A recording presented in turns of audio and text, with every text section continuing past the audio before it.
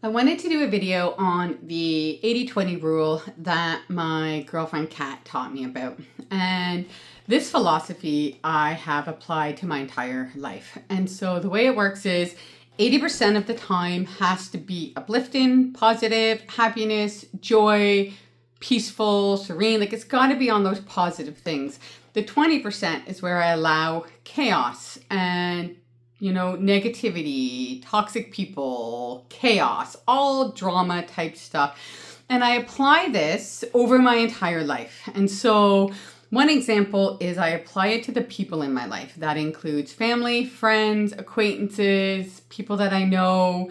And for the most part, I put everybody into an 80% category or a 20% category. We all have those people that come into our lives and they bring negativity, toxic, everything is always like somebody else's problem, victim. We all have these people in our lives. Some of them are friends, some of them are family. And so we don't necessarily have to write these people off.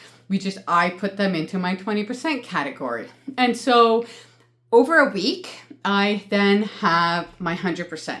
Out of that 100%, 80% of that time has to be dedicated to positivity, well-being, uplifting stuff. So that way, if I have somebody contact me, we'll say Jane is having a divorce and she contacts me. She's very negative. She's very frustrated. And so she takes up 10% of my 20% category. Then let's say something else happens. Well, once I max out that 20%, I no longer allow the chaos and the negativity and the toxic people into my life. I cut them off. I no longer have the capacity to deal with anything else for that week. And I only focus on the 80% that is left to keep me at a higher vibration, to keep me in a positive mood so that it doesn't affect my peace. It doesn't affect my well-being. And then at the beginning of the week, it resets and I start all over again.